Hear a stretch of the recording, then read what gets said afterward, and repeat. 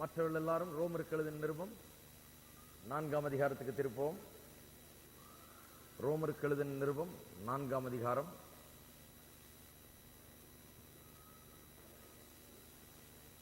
13 முதல் 17 வசனங்கள் வரை வாசிக்கப் போகிறேன். 13ஆம் வசனம் முதல் 17ஆம் வசனம் வரை. அன்றியும் உலகத்தை சுதந்திரிப்பான் என்கிற வாக்கு தத்தம் ஆபிரகாமுக்காவது அவன் சந்ததிக்காவது நியாயப்பிரமாணத்தினால் கிடையாமல் விசுவாசத்தினால் வருகிற நீதியினால் கிடைத்தது. நியாயப்பிரமாணத்தை சார்ந்தவர்கள் சுதந்திரவாளிகளானால் விசுவாசம் வீணாய்ப்போம், வாக்கு தத்தமும் அவமாகும். மேலும் நியாயப்பிரமாணம் கோபாக்கினை உண்டாக்குகிறது, நியாயப்பிரமாணம் இல்லாவிட்டால் மீறுதலும் இல்லை. ஆதலால் சுதந்திரமானது கிருபையினால் உண்டாயிருக்கிறதா இருக்கும்படிக்கு அது விசுவாசத்தினாலே வருகிறது. நியாயப்பிரமாணத்தை சார்ந்தவர்களாகிய சந்ததியாருக்கு மாத்திரமல்ல, நம் எல்லாருக்கும் தகப்பனாகிய ஆபிரகாமுடைய விசுவாசத்தை சார்ந்தவர்களான எல்லா சந்ததியாருக்கும் அந்த வாக்கு தத்தம் நிச்சயமாயிருக்கும்படிக்கு அப்படி வருகிறது. அநேக ஜாதிகளுக்கு உன்னை தகப்பனாக ஏற்படுத்தினேன் என்று எழுதியிருக்கிறபடி அவன் தான் விசுவாசித்தவருமாய் மரித்தோரை உயிர்ப்பித்து இல்லாதவர்களை இருக்கிறவைகளை போல் அழைக்கிற தேவனுக்கு முன்பாக நம்ம எல்லாருக்கும் தகப்பனானான். விசுவாசத்தினாலே நீதிமானாக்கப்படுகிறோம் என்கிற காரியத்தை குறித்து பவுல் அப்போஸ்தலன் 3ஆம் அதிகாரத்தில் ஆரம்பித்து தொடர்ந்து பேசிக் கொண்டு வருகிறார். கிரியைகளினால அல்ல, நியாயப்பிரமாணத்தை செய்கிறதுனால அல்ல, நியாயப்பிரமாணத்தின் கிரியைகளினால அல்ல, நாம் செய்கிற புண்ணியங்களினால் அல்ல, விருத்த சேதனம் என்கிற அந்த முறைமையினாலும் அல்ல. இப்படி எல்லாவற்றையும் சொல்லி எந்த ஒரு காரியத்தினாலும் அல்ல, மனிதனுடைய புண்ணியங்கள், நன்மைகள், அவனுடைய யோக்கியதை, நியாயப்பிரமாணம் இப்படிப்பட்டவர்களை கை கொள்ளுகிறது, இவைகளினால் ஒருவன் நீதிமானாக்கப்படுகிறதில்லை. விசுவாசத்தினால் தான் ஒருவன் நீதிமானாக ஆக்கப்படுகிறான். விசுவாசத்துக்கு மேல ஒண்ணுமே சேர்க்க முடியாது. விசுவாசத்தினால் மட்டும்தான் ஒரு மனுஷன் ரட்சிக்கப்படுகிறான். நீதிமானாக்கப்படுகிறதுனா ரட்சிக்கப்படுவது, தேவனுக்கு முன்பாக நிற்கக்கூடிய திராணியை பெறுவது, தேவனுடைய பிள்ளையாக எண்ணப்படுவது, தேவனுடைய குடும்பத்திலே சேர்க்கப்படுவது, அது விசுவாசத்தினால மட்டும்தான். வேற எந்த அடிப்படையிலும் மனுஷன் வர முடியாது. எந்த முறைமை, விருத்த சேதனம் என்கிற முறைமை பழைய ஏற்பாட்டு காலத்தில் இருந்து அந்த முறைமையினால் அல்ல, 10 கற்பனைகள் பழைய ஏற்பாட்டு காலத்தில் இருந்து அந்த முறைமையினால் அல்ல, மற்றும் மனிதனுடைய சொந்த யோகியதைகள் தகுதிகளினால் அல்ல, அவன் செய்த புண்ணியங்களினால் அல்ல, அவன் இயேசு கிறிஸ்துவை பற்றும் விசுவாசம் வைத்திருக்கிறபடினாலே, இயேசு கிறிஸ்துவின் மீது விசுவாசம் வைக்கிற அந்த ஒரே காரணத்தினால மட்டும்தான் மனுஷன் ரட்சிக்கப்பட முடியும் என்பதை திட்டவட்டமாக அவர் சொல்லிக் கொண்டு வருகிறார். 4ஆம் அதிகாரத்தில் ஆபிரகாமை ஒரு பெரிய உதாரணமாக எடுத்து கூறுகிறார். ஆபிரகாமையும் அவனுடைய வாழ்க்கையும் அவன் எப்படி நீதிமானா எண்ணப்பட்டான் என்பதை குறித்தும் அவர் எடுத்து சொல்லுகிறார்.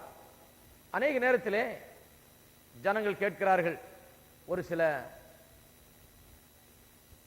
சபை பிரிவுகளை பற்றி அல்லது சில கள்ள போதனைகள், விசித்திரமான போதனைகள் இப்படி போதிக்கிறவர்களை குறித்து ஜனங்கள் இப்படி என்னிடத்தில் கேட்பார்கள். எல்லா பிரசங்கத்திலையும் கேட்பாங்கன்னு நினைக்கிறேன். இவங்க எல்லாம் பரலோகம் போவாங்களா? இப்படி எல்லாம் போதிக்கிறார்களையா, இவர்கள் எல்லாம் பரலோகம் போவார்களா என்று கேட்கிறார்கள். இவங்க பரலோகம் போவாங்களா? அந்த சபையை சார்ந்தவங்க பரலோகம் போவாங்களா? இந்த சபையை சார்ந்தவங்க பரலோகம் போவாங்களா? இந்த உபதேசத்தை நம்புகிறவர்கள் பரலோகம் போவார்களா? அந்த உபதேசத்தை நம்புகிறவர்கள் பரலோகம் போவார்களா என்று கேட்கிற கேள்வி ரொம்ப சகஜமாக கேட்கப்படக்கூடிய கேள்வி. என் இடத்துல நிறைய பேர் கேட்கிறார்கள். ஒரு காரியம் நிச்சயமா சொல்லுகிறேன், யார் பரலோகம் போவார்கள் என்பதை நிர்ணயிப்பதற்கு கர்த்தர் என்னையோ எந்த பிரசங்கியாரையோ எந்த சபையோ ஸ்தாபனத்தையோ நியமிக்கவில்லை. அது எங்களுடைய கையிலும் இல்லை, உங்களுடைய கையிலும் இல்லை. ஆகையால் யார் போவார் யார் போக மாட்டார் என்பதை நிர்ணயிப்பது நாம் அல்ல. அப்படி இருந்தும் ஒரு சில வேத வசனத்தின் அடிப்படையிலே ஒரு சில காரியங்கள் திட்டவட்டமாய் விளங்குகிறது. யார் பரலோகம் போவார், யார் ரட்சிக்கப்பட்டிருக்கிறார், யார் தேவன் முன்பாக நிற்கக்கூடிய தகுதியை பெறுகிறார்கள் என்பதற்கு வேத வசனம் சில காரியங்களை திட்டவட்டமா சொல்லுது. அதை நாம் கூறுறதுல தப்பு கிடையாது. இன்னாரை பார்த்து இவர் போக மாட்டார்னு சொல்றதுதான் தப்பு. ஆனா வேத வசனத்தின் அடிப்படையிலே வேத வசனம் இப்படி சொல்லுகிறது, இப்படிப்பட்டவர்கள் தான் தேவனுக்கு முன்பாக போய் நிற்க முடியும், இப்படிப்பட்டவர்கள் தான் ரட்சிக்கப்பட்டவர்கள் என்று சொல்வதில் தவறு எதுவும் கிடையாது. நாம் வேதத்தை பேசுகிறோம், ஒருவன் நியாயம் தீர்க்கவில்லை. அப்படி நான் சொல்லுகிறேன். பரலோகத்துக்கு போகும்போது நான் அநேக முறை சொல்லிட்டேன், அநேக ஆச்சரியங்கள் நமக்கு காத்து கொண்டிருக்கிறது. அதிர்ச்சிகள், ஆச்சரியங்கள் சொல்றதை விட அதிர்ச்சிகள், ஆச்சரியம் நிறைய இருக்கும். ஆனா அதிர்ச்சி இருக்கும் நிறைய பேருக்கு தெரியாது. அநேக அதிர்ச்சிகள், ஷாக்கு நிறைய இருக்குது அங்க. என்ன விதமான ஷாக்கு? ஏற்கனவே சொல்லி இருக்கிறேன். நாம் அங்க இருப்பாங்கன்னு நினைச்சவங்க நிறைய பேர் இருக்க மாட்டாங்க, இருக்க மாட்டாங்கன்னு நினைச்சவங்க நிறைய பேர் இருப்பாங்க. கொஞ்சம் ஆழமா சிந்திப்போம். கடைசி நிமிஷத்துல, சாகர நிமிஷத்துல இயேசுவின் பேர்ல விசுவாசம் வைத்து அவரிடத்துல வந்த அந்த சிலுவையில தொங்கிக் கொண்டிருந்த அந்த திருடன், கள்ளன், அவனை போல ஆட்களை நிறைய பேரை பரலோகத்துல பார்ப்பீர்கள். உங்களுக்கு ஆச்சரியமா இருக்கும், அடப்பா இவன் வந்துட்டானா, எப்பேற்பட்ட பொல்லாத துரோகி, வரமாட்டார்கள் என்பது நமக்கு வேதவசனம் திட்டவட்டமாய் போதிக்கிறது. அப்படிப்பட்டவர்கள் பரலோகத்தில் இருக்க மாட்டார்கள் என்று. சிலுவையில தொங்கின கள்ளனை போல உள்ளவர்கள் இருப்பாங்க, அது நமக்கு பெரிய ஆச்சரியமா இருக்கும். நிறைய பேர் இயேசுவை தள்ளினவர்கள், அப்படியே வாழ்ந்து அக்கிரமத்திலே வாழ்ந்து இயேசுவல்லாமல் ஜீவித்து இயேசுவல்லாமல் மரித்தவர்கள் வரமாட்டார்கள் என்று திட்டவட்டமாக வேதம் சொல்லுகிறது. அது நமக்கு நன்றாக புரிகிறது. இன்னொரு பெரிய ஆச்சரியம், எல்லா ஆச்சரியத்தை காட்டிலும் பெரிய ஆச்சரியம், அதிர்ச்சி என்னவென்றால், அங்க மிஸ்ஸிங் லிஸ்ட்ல இருக்கிற சிலர் யார் என்றால், வராதவர்கள், அங்கே காணப்படாதவர்கள், பரலோகத்திலே நீங்கள் காணாமற் போகிறவர்கள் யாரு தெரியுமா? இங்கே அநேகர் கிறிஸ்தவர்கள் என்று பெயர் பெற்று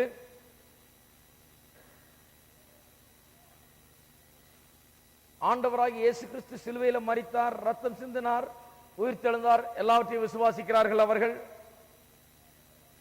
அற்புதங்களை விசுவாசிக்கிறார்கள், வேதவசனம் தேவனுடைய வார்த்தை என்பதை விசுவாசிப்பார்கள், எல்லாவற்றையும் விசுவாசிப்பார்கள். ஆனால் ரட்சிப்புக்கு அவர்கள் இயேசுவின் சிந்தப்பட்ட ரத்தம் போதாது, சிலுவை மரணம் போதாது, உயிர்த்தெழுதல் போதாது என்று சொல்லி ரட்சிப்புக்கு they will add some other condition to salvation. ரட்சிப்புக்கு ஏதாவது ஒரு கூட ஒரு நிபந்தனையை சேர்த்துக் கொள்வார்கள், நீ இப்படி செய்தால் தான் ரட்சிக்கப்படுவாய் என்று. அப்படி பார்த்திருக்கீங்களா ஜனங்களே? அப்படிப்பட்ட ஆட்கள் பரலோகத்தில் காணாமல் இருந்தால் ஆச்சரியப்படாதீர்கள், அதிர்ச்சி அடையாதீர்கள். ஏனென்றால் அவர்கள் வாழ்நாள் முழுவதும் இயேசுவின் சிந்தப்பட்ட ரத்தம், அவருடைய மரணம், உயிர்த்தெழுதல், அதை விசுவாசித்து இதன் மூலமாக தான் எனக்கு ரட்சிப்பு வருகிறது, இதன் மூலமாக நான் தேவனுக்கு முன்பாக நிற்க போகிறேன் என்கிற அந்த ஒரு விசுவாசத்தை உடையவர்களாக இல்லாமல், ஏதோ ஒரு கிறிஸ்தவ மதத்தை சார்ந்தவர்களாக, சில போதனைகளை பிடித்துக் கொண்டவர்களாக, அதில் ஒரு சில போதனைகள் நல்லவைகளாக இருக்கலாம், ஒரு சில போதனைகள் சரியானவைகளாக இருக்கலாம். ஆனால் அடிப்படையிலே ரட்சிப்புக்கு இயேசுவின் சிந்தப்பட்ட ரத்தம், மரணம், உயிர்த்தெழுதல், இதை தவிர வேற ஒன்று தேவை என்று சொல்லுகிறவர்கள், ரட்சிப்பின் அவர்கள் அஸ்திபாரமே அவர்களுக்கு சரியா கிடையாது, அவருடைய ரட்சிப்பே சரி கிடையாது, அவருடைய ரட்சிப்பை பெற்றார்களா என்பதே சந்தேகம் என்று வேதவசனம் திட்டவட்டமாய் போதிக்கிறது.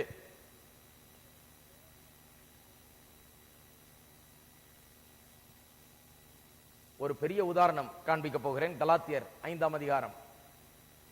கலாத்தியர்லேயும் அப்போஸ்தலனாகிய பவுல் இதே சப்ஜெக்டை தான் பேசுகிறார். என்ன? ரட்சிக்கப்படுவதற்கு கிரியைகள் அல்ல, நியாயப்பிரமாணம் அல்ல, மனுஷனுடைய யோகியதை அல்ல, கிருபையின் மூலமாய் நாம் ரட்சிக்கப்படுகிறோம், விசுவாசத்தை கொண்டு நாம் ரட்சிக்கப்படுகிறோம் என்பதை கலாத்தியர்லேயும் அப்போஸ்தலனாகிய பவுல் போதிக்கிறார். அங்கேயும் ஆபிரகாமை பெரிய உதாரணமாக எடுத்து வைத்துக் கொண்டு 2 அதிகாரம் முழுக்க ஆபிரகாமை குறித்து பேசுகிறார். 5ஆம் அதிகாரத்தில் நாம் பார்ப்போம். இது முன்னால் ஒன்றை சொல்லிவிடுகிறேன். கலாத்தியர் அந்த பகுதியில் இருந்த சபைகள், அங்கே அப்போஸ்தலனாகிய பவுல் பிரசங்கித்து, சுவிசேஷத்தை பிரசங்கித்து, அற்புத அடையாளங்களை நடப்பித்து, அநேக ஜனங்களை ஆண்டவரிடத்தில் நடத்தி, அநேக புது விசுவாசிகள் சபையிலே சேர்ந்தார்கள். சபைகள் அங்கே எழுப்பப்பட்டது. இவர் போய் பிரசங்கித்து முடித்து விட்டு வந்த உடனே அங்க பின்னாலேயே யாரோ ஒரு ஆள் போய் எல்லாத்தையும் கெடுத்துட்டு வர்றார். இவர் என்ன பிரசங்கித்துட்டு வர்றார்? இயேசு உங்களுக்காக மரித்தார், ரத்தம் சிந்தினார், பாடுபட்டார், உயிரோடு எழுந்தார், ரட்சிப்பு அவருடைய நாமத்தினாலே உங்களுக்கு உண்டு, அவருடைய சிந்தப்பட்ட ரத்தத்தின் மூலமாக உங்களுடைய பாவங்கள் மன்னிக்கப்படுகிறது, அதன் மூலமாக நீங்கள் தேவனிடத்தில் வரலான்னு சிம்பிளா சொல்லிட்டு வர்றாரு. பின்னாடியே போய் ஒரு ஆள் குழப்பிட்டு வர்றாரு. என்ன குழப்பிட்டு வர்றாரு? அது கரெக்ட் தான், இயேசு உங்களுக்காக மரித்தார், ரத்தம் சிந்தினார், உயிர் தெழுந்தார், எல்லாம் சரிதான். ஆனால் நீங்கள் விருத்த சேதனம் பண்ணிக்கொள்ள வேண்டும்.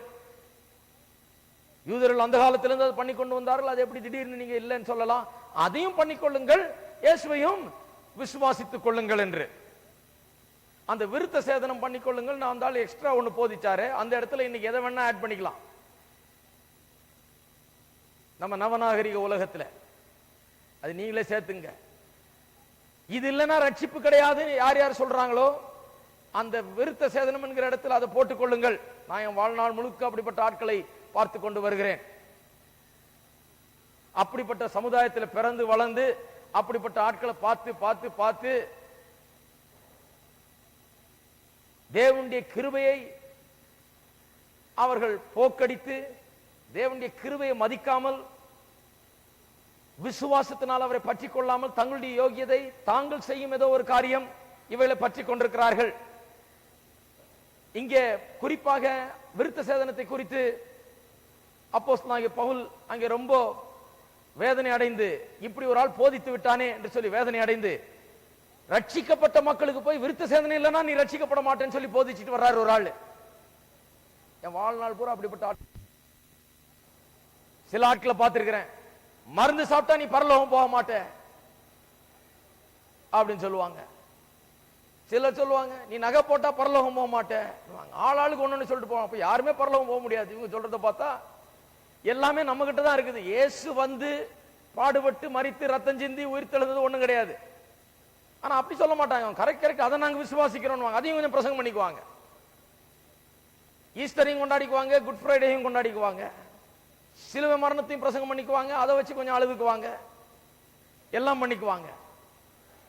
இருந்தாலும் ரட்சிப்புக்கு இது போதாது, நீ இதை மாத்தணும் அதை மாத்தணும், இல்லைன்னா நீ ரட்சிக்கப்படல, இல்லைன்னா நீ எப்படி மோட்சம் போவ அப்படின்னா பேசி பேசி பேசி அந்த காலத்துல இருந்து நான் பார்த்திருக்கிறேன். அப்படிதான் பேசி கொண்டிருக்கிறார்கள். ரட்சிப்பட்டு ஒரு தெளிவில்லாத ஆட்கள். ரட்சிக்கப்பட்டார்களானே சந்தேகமா இருக்குது எனக்கு. ஏன்னா அவருடைய ரட்சிப்பு எதன் அடிப்படையில் இருக்குது? இவர்கள் ஏதோ செய்து கொண்ட காரியத்தினால இருக்குது. இவர்கள் செய்கிற ஏதோ ஒன்றுனால நான் இதை கழட்டிட்டேன் ஆகையால் நான் மோட்சம் போறேன், நான் இதை விட்டுட்டேன் ஆகையால் இப்படி அதை வைத்துக் கொண்டு ரட்சிப்பை குறித்து அப்படி பேசிக் கொண்டு வருகிறார்கள். வேதவசனம் திட்டவட்டமாய் சொல்லுகிறது. அது விருத்த சேதனமா இருந்தாலும் சரி, விருத்த சேதனம் ஒரு பெரிய பாகம் இல்லை, அது நல்ல ஒரு காரியம் தான். ஒரு அடையாளமாக தேவன் அங்கே கொடுத்தார் பழைய ஏற்பாட்டில் அவர்களுக்கு. ஆனால் அதை வந்து ரட்சிப்புக்கு ஒரு நிபந்தனையாக மாற்றி ரட்சிக்கப்பட்டால் போதாது, நீ வந்து இயேசுவை ஏற்றுக்கொண்டால் போதாது, சிந்தப்பட்ட ரத்தம் மரணம் உயிர்த்தெழுதலை நம்பினா போதாது, நீ விருத்த சேதனமும் பண்ணிக்கொள்ள வேண்டும், நீ இதையும் பண்ணணும் அதையும் பண்ணணும், நீ நாட்களை அனுசரிக்கணும், இதை பண்ணணும் அதை பண்ணணும் போட்டு குழப்பி நியாயப்பிரமாணத்தை பாதியை கொண்டு உள்ள நுழைத்து விடுகிறார்கள். நுழைத்து விட்டார்கள் கலாத்தியர் சபையில். அதுக்கு தான் அந்த கலாத்திய நிருபத்தை எழுதுகிறார் அப்போஸ்தலனாகிய பவுல். சொல்லுகிறார் வேறொரு சுவிசேஷம், நீங்க கேட்டது வேறொரு சுவிசேஷம், நான் பிரசங்கம் பண்ணது ஒண்ணு, இன்னைக்கு உங்கள் மத்தியில பிரசங்கம் பண்ணப்படுகிறது இன்னொரு சுவிசேஷம். வேறொரு சுவிசேஷத்தை நானோ அல்லது ஒரு தேவ தூதனோ வந்து பேசினா கூட ஏற்றுக்கொள்ளாதீர்கள் என்று சொல்லுகிறார். அது கள்ள உபதேசம், கெடுக்கிற உபதேசம், மோட்சத்துக்கு போறவங்க நரகத்துக்கு அனுப்புற உபதேசம், அதை ஏற்றுக்கொள்ளாதீர்கள் என்று திட்டவட்டமாய் போதிக்கிறார். அதுதான் கலாத்திய நிருபத்திலே போதிக்கப்படுகிற காரியங்கள். 5ஆம் அதிகாரத்திலே ரொம்ப அழுத்தம் திருத்தமா இதை சொல்லுகிறார். 2ஆம் வசனத்திலிருந்து விருத்த சேதனம் பண்ணாதான் ரட்சிப்புன்னு சொல்லி போதிச்சுட்டு வர்றாங்க. அதனால நிறைய பேர் சபையில விருத்த சேதனம் பண்ணிக்க ஆரம்பிச்சிட்டாங்க, இதை நம்ப ஆரம்பிச்சிட்டாங்க. சபையில வந்திருக்கிறாள் நீ இயேசுவை ஏற்றுக்கொண்டு ரட்சிக்கப்பட்டாயான்னு கேட்கறதுக்கு பதிலா நீ விருத்த சேதனம் பண்ணிட்டியா அப்பதான் ரட்சிப்பு, அப்பதான் மோட்சம் போக முடியும் அப்படி கேட்கிற அளவுக்கு வந்துருச்சு சபை. இப்ப கெட்டு போச்சு கலாத்திய சபை.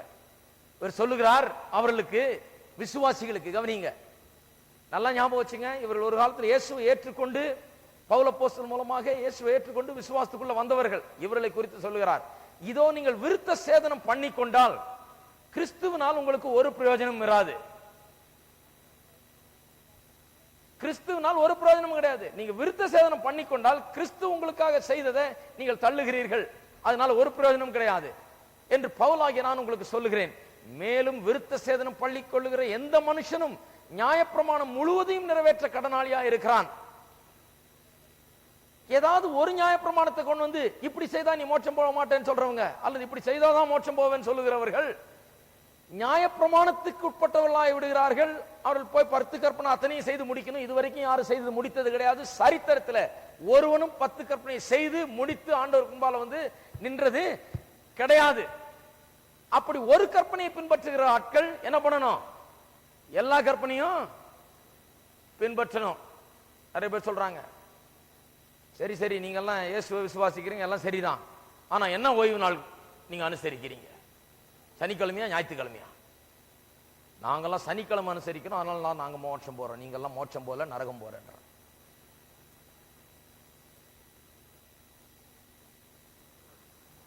சரி, அது ஒரு கற்பனை. மீதி கற்பனை எல்லாம் ஓய்வுனால கரெக்டா அனுசரிச்சிட்டீங்க, சனிக்கிழமை ஆக்கிட்டீங்க. மீதி 9 கற்பனை என்ன சார் ஆச்சு? மீதி 9 கற்பனையும் நீங்கள் கடைபிடிக்க கடனாளிகளாகி விடுகிறீர்கள். என்னைக்கு ஒரு கற்பனையின் மூலமாய் நின்று கொண்டு இதனாலதான் நான் மோட்சம் போறேன்னு நிக்கிறீங்களோ, அப்பொழுது 10 கற்பனையும் உங்களுக்கு அப்ளிகபிள். 10 கற்பனையும் செய்து ஆகணும். இதுவரைக்கும் யாரும் செய்தது கிடையாது, நீங்க செய்யறதுன்னா செய்து பாருங்கள். செய்ய முடியாது என்று வேதம் சொல்லுகிறது. செய்கிறதுக்காக கொடுக்கப்படவில்லை. எந்த மனுஷன் அதை செய்து சாதிக்க முடியவே முடியாது. யாரும் அதை செய்ததும் கிடையாது. நரகம் தான் நிச்சயம் அப்படிப்பட்டவர்களுக்கு. ஆகையால் தான் சொல்லுகிறேன், ரட்சிப்போட ஏதாவது நிபந்தனையை சேர்க்கிறவர்கள் இந்த சிலுவை மரணம், உயிர்த்தெழுதல், இயேசுவின் சிந்தப்பட்ட ரத்தம் இவைகளை தவிர வேறொரு நிபந்தனையை சேர்த்து இப்படிதான் ரட்சிப்பு உண்டாகிறது என்று சொல்லுகிறவர்கள் ரட்சிப்பே அவர்களுக்கு இல்லாமல் போகிறதாம் சொல்லுகிறார். கவனியுங்கள், 3ஆம் வசனத்திலே 4ஆம் வசனத்திலே, நியாயப்பிரமாணத்தினால் நீதிமான்களாக விரும்புகிற நீங்கள் யாவரும் கிறிஸ்துவை விட்டு பிரிந்து கிருபை நின்று விழுந்தீர்கள். 3 காரியம் ரொம்ப காட்டமா சொல்லுகிறார். விருத்த சேதனம் பண்ணிக்கொண்டால் கிறிஸ்துவனால் உங்களுக்கு ஒரு பிரயோஜனமும் கிடையாது. விருத்த சேதனம் பண்ணிக்கிட்டு இதனாலதான் நான் ரட்சிக்கப்படுறேன் நினைக்கிற ஆட்கள், அல்லது விருத்த சேதனம் இல்ல வேற எதையாவது வைத்துக் கொள்வோம். இன்னைக்கு ஜனங்க சொல்லுகிற எத்தனையோ நிபந்தனைகள் அவைகளை வைத்துக் கொள்வோம். இதை செய்துட்டு இதனாலதான் நான் ரட்சிக்கப்படுகிறேன் என்று சொல்லுகிற ஆட்கள், அவர்களுக்கு கிறிஸ்துவனால் ஒரு பிரயோஜனம் கிடையாது. கிறிஸ்துவனுடைய சிந்தப்பட்ட ரத்தம் உங்களுக்கு ஒரு பிரயோஜனம் கிடையாது. கிறிஸ்துவனுடைய மரணம் உங்களுக்கு ஒரு பிரயோஜனம் கிடையாது. கிறிஸ்துவனுடைய உயிர்த்தெழுதல் உங்களுக்கு ஒரு பிரயோஜனம் கிடையாது. கிறிஸ்துவனால் உங்களுக்கு ஒரு பிரயோஜனமும் இராது என்று சொல்லுகிறார். கிறிஸ்துவனுடைய சிந்தப்பட்ட ரத்தம், மரணம், உயிர்த்தெழுதல் தவிர வேற எதையாவது நீங்கள் நம்பி இருந்தீர்கள் என்ற ரட்சிப்புக்கென்று கிறிஸ்துவினால் உங்களுக்கு ஒரு பிரயோஜனம் இராது. அது ஒண்ணு. 2வது, நியாயப்பிரமாணத்தினால் நீதிமான்களாக விரும்புகிறவர்கள் யாவரும் கிறிஸ்துவை விட்டு பிரிந்து, அப்படின்னா என்ன அர்த்தம்? கிறிஸ்துவ அல்லாதவர்கள் ஆகிவிடுகிறார்கள். நியாயப்பிரமாணத்தை பிடித்துக் கொண்டு, இப்படிப்பட்ட நிபந்தனைகளை பிடித்துக் கொண்டு, நான் இதை செய்தபடினால மோட்சம் போறேன், நீ இதை செய்யாதனால மோட்சம் போகல என்று சொல்லுகிறவர்கள் கிறிஸ்துவை விட்டு பிரிந்தவர்கள், கிறிஸ்துவ அல்லாதவர்கள். அவர்கள் மதத்தில் இருக்கிறார்கள், பாட்டை சரியா பாடுறாங்க, காணிக்க கொடுக்கறாங்க, கோயிலுக்கு போறாங்க, அவர்கள் உடை சரியா இருக்குது, ஜட சரியா இருக்குது, எல்லாம் சரியா இருக்குது.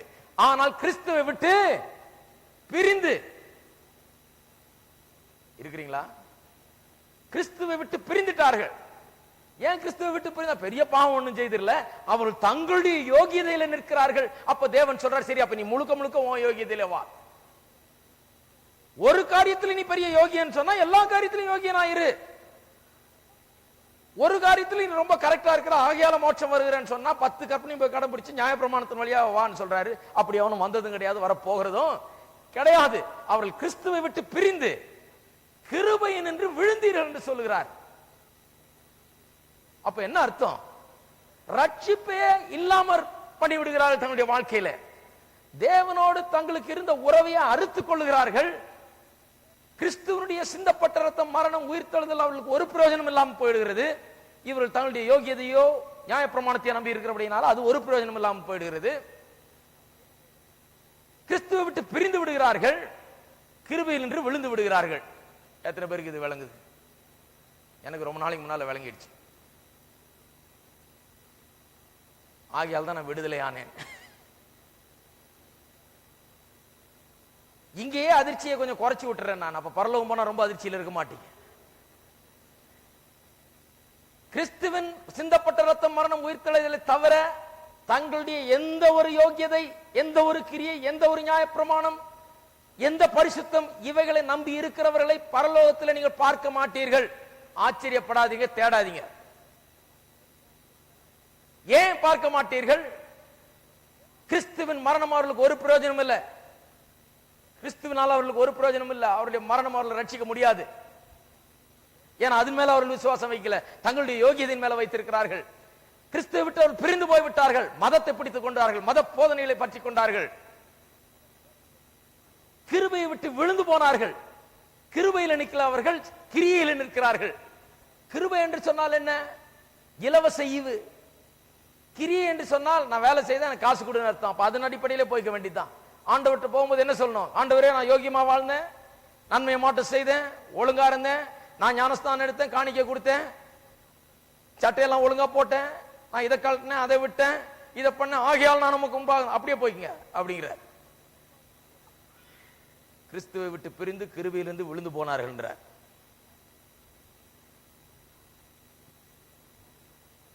மறுபடியும் போவோம் ரோமருக்கு எழுதின நிருபம் 4ஆம் அதிகாரத்துக்கு. அது சரியா பார்ப்போம்.